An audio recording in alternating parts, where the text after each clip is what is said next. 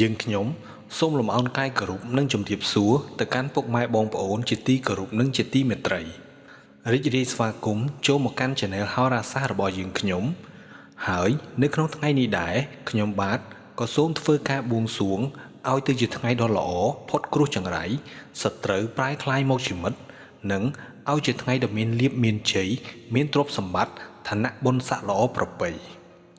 ស្នេហាពោះម៉ាយមេម៉ាយកំឡោះក្រមុំក្តីសូមឲ្យមានតែភាពល្អល្អើនឹងគ្នាជានិច្ចគ្រួសារមានសុភមង្គលដើម្បីកុំឲ្យខាតពេលយូរសូមពុកម៉ែបងប្អូនទាំងអស់គ្នាមកតាមដានទស្សនានៅទំនាយពេញមួយឆាកជីវិតសម្រាប់អស់លោកអ្នកដែលមានកំណើតកើតនៅក្នុងឆ្នាំវកយកមកអត្ថាធិប្បាយជូនសន្តាប់ដូចតទៅ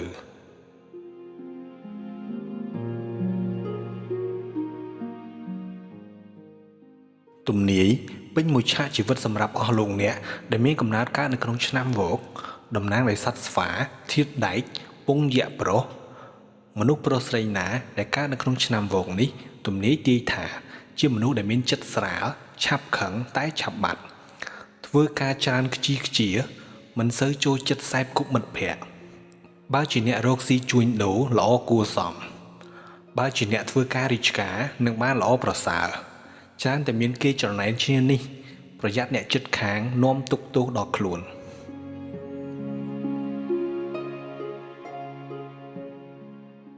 អស់លោកអ្នកដែលមានកំណើតកើតនៅក្នុងឆ្នាំវក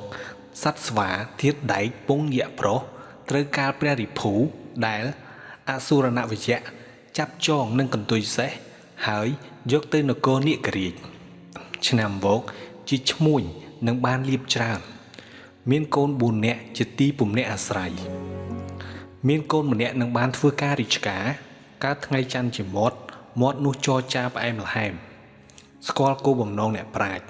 រៀនសូត្រចំណេះវិជ្ជាល្អណាស់ដែលជាទីគាប់ចិត្តរបស់សាមណៈនិងចវាយនាយព្រះពុទ្ធជាចិត្តនោះស្រឡាញ់តែពាក្យពេចន៍ពីរោះក្បោះក្បាយព្រះសៅជាអសន្នមានកាមគុណខ្លាំង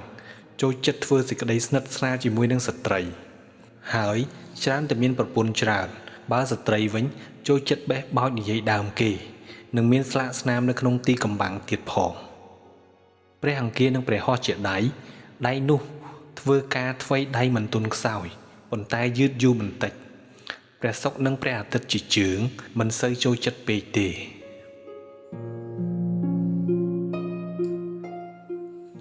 ឆ្នាំវកលោកអ្នកដែលមានកំណើតកើតនៅក្នុងខែ5ខែ6និងខែ7ជាសត្វស្វាពោធិសត្វធាតុដែកទន់មានចិត្តសុភាពទន់ភ្លន់ធ្វើគុណដល់នរណាមិនបានផលនោះទេតែបានល្អទៅគ្រាក្រោយទៅវិញឆ្នាំវកលោកអ្នកដែលមានកំណើតកើតនៅក្នុងខែ8ខែ9និងខែ10ជាសត្វស្វាព្រៃធាតុមេដែកជាមនុស្សដែលមានចិត្តស្មោះត្រង់ល្អថ្ងៃក្រោយមកនឹងក្លាយទៅជាអ្នកធំ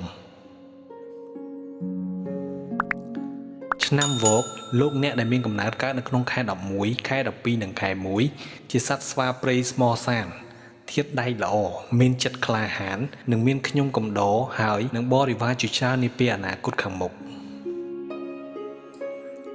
ឆ្នាំវកលោកអ្នកដែលមានកំណើតកើតនៅក្នុងខែ2ខែ3និងខែ4ជាសត្វស្វាព្រាមលំបាកចិញ្ចឹមធាតុដែកថែបជាមនុស្សដែលមានចិត្តបុណ្យចរចាទៀងត្រង់តទៅទៀតនេះយើងខ្ញុំសូមបកស្រាយអំពីអស់លោកអ្នកដែលកើតនៅក្នុងឆ្នាំវកនៅក្នុងខែទាំង12របស់ខ្មែរយើងវិញម្ដងឆ្នាំវកលោកអ្នកដែលមានកំណើតកើតនៅក្នុងខែចែកខែពិសាខនិងខែជីជាសត្វស្វាខ្យល់ជាមនុស្សដែលមានទឹកចិត្តមិនសូវរឹងប៉ឹងប៉ុន្មានទេគឺចិត្តរេរាពុំសូវប្រកបប្រជាទេពិបាកចិញ្ចឹមតាំងតែពីតូចតែងតែឈឺនេះឈឺនោះស្ទើរមិនរស់ទៀតផងប៉ុន្តែបានល្អវិញនៅពេលខ្លួនចាស់ទៅបើធ្វើការរាជការនឹងមានភាពឧស្សាហ៍ព្យាយាមចូលចិត្តជួយធ្វើការចវាយនាយដែលមានថ្មីប្លែករហូតធ្វើឲ្យចវាយនាយស្រឡាញ់ពេញចិត្តឆ្នាំវកធាតុដែកថែប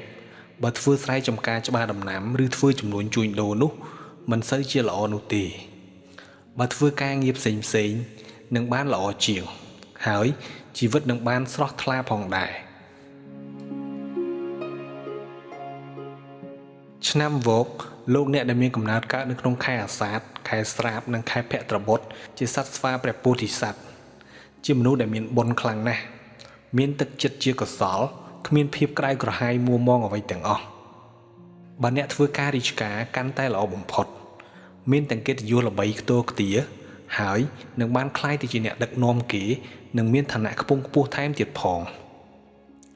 ឆ្នាំវោកធាតុដែកទុនបើធ្វើស្រែចម្ការច្បារដំណាំឬធ្វើចំនួនជួញដូរនឹងបានរុងរឿងជាមនុស្សដែលមានចិត្តស្មោះត្រង់សច្ចៈត្រឹមត្រូវមានលៀបមានមាសមានប្រាក់ហូរចូលយ៉ាងច្រើនសន្ធឹកសន្ធាប់ជីវភាពរស់នៅមានឋានៈស្មើនឹងសេដ្ឋី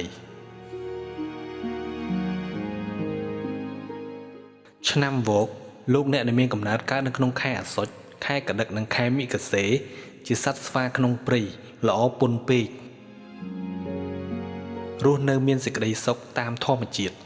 បើធ្វើស្រែចម្ការច្បារដំណាំឬធ្វើចំនួនជួញដូរនោះនឹងបានទទួលផលកម្រៃខ្ពស់លូតលាស់ឡើងទៅជាសេដ្ឋីប្រកបទៅដោយខ្ញុំបម្រើបរិវារប្រុសស្រី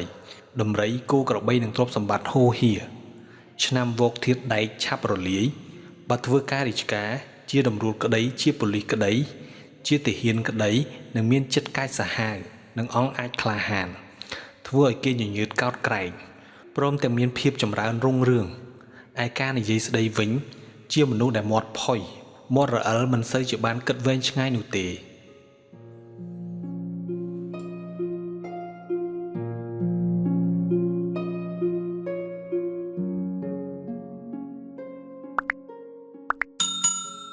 ឆ្នាំវោកលោកអ្នកដែលមានកំណើតកើតនៅក្នុងខែបុស្សខែមិញនិងខែផល្គុនជាសត្វស្វាក្រេះការនិយាយស្ដីចរចាមានភាពស្មោះត្រង់អាចទុកចិត្តបានប៉ុន្តែទឹកចិត្តតែងតែអណ្ដែតអណ្ដូងភ្លេចភ្លាំងជាហេតុធ្វើឲ្យខូចប្រយោជន៍ធំបានបើធ្វើការរាជការគឺមិនសូវល្អទេហើយក៏មិនអាក្រក់ដែរបានល្មមនឹងចិញ្ចឹមខ្លួនរស់តែប៉ុណ្ណោះបើធ្វើស្រែចម្ការច្បារដំណាំឬធ្វើចំនួនជួញដូរវិញនោះលុះណាតែមានគំនិតគិតឲ្យបានល្អិតល្អន់ទើបសម្រេចបានផលល្អជាទីគាប់ចិត្តឆ្នាំវោកធាតុដែកមានស្នឹមជាមនុស្សដែលមានចិត្តធ្វើបុណ្យធ្វើទានហើយក៏មិនចូលចិត្តកឹបកេងប្រវាញ់អ្នកដទៃឡើយតទៅថ្ងៃមុខនឹងមានរបស់ប្រើប្រាស់របស់របរហូបចុកល្មមគ្រាន់បើដែរប៉ុន្តែត្រូវតែប្រឹងប្រែងធ្វើការរកស៊ីផងទើបការងារបានល្អប្រសើរបំផុត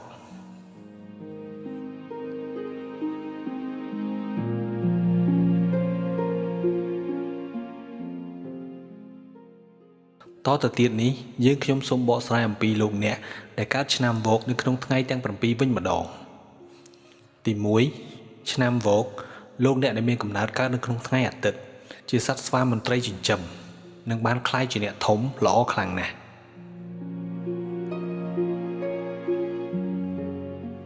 ទី2ឆ្នាំវោកលោកអ្នកដែលមានកំណើតកើតនៅក្នុងថ្ងៃច័ន្ទជាសត្វស្វាសាធារណៈអភ័ព្វមិនល្អឡើយទី3ឆ្នាំវោកលោកអ្នកដែលមានកំណើតកើតនៅក្នុងថ្ងៃអង្គារជាសត្វស្វាជាប់ទ្រង់ដែកនឹងមានសេចក្តីទុក្ខព្រួយជាច្រើនទី4ឆ្នាំវោកលោកអ្នកដែលមានកំណើតកើតនៅក្នុងថ្ងៃពុធជាសត្វស្វាឥសីចិញ្ចឹមមានការចេះដឹងច្រើនល្អខ្លាំងណាស់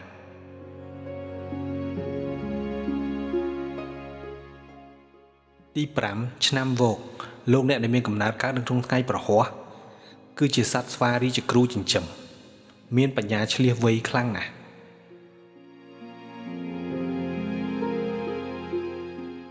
ទី6ឆ្នាំវោកលោកអ្នកដែលមានកំណើតកើតនៅក្នុងថ្ងៃសុក្រជាសត្វស្វាពោធិសត្វមានបុណ្យវាសនាល្អណាស់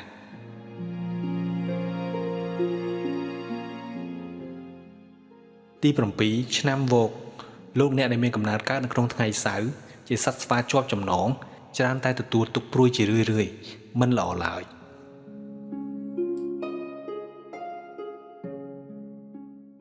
ទំនាយពេញមួយឆាកជីវិតសម្រាប់អស់លោកអ្នកដែលកើតឆ្នាំវោកដែលយើងខ្ញុំបានលើកយកមកជម្រាបជូននៅក្នុងពេលនេះក៏ដល់ទីបញ្ចប់ហើយយើងខ្ញុំក៏សូមអភ័យទោសនៅរាល់កំហុសខុសឆ្គងដែលកើតមានឡើងនៅក្នុងអំឡុងពេលអត្ថាធិប្បាយខាងលើនេះមិនតែប៉ុណ្ណោះ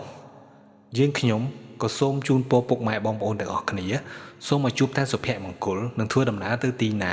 សូមឲ្យមានតែសុវត្ថិភាពគ្រប់ទីកន្លែងជាចុងក្រោយ យើងខ្ញុំក៏សូមអរគុណ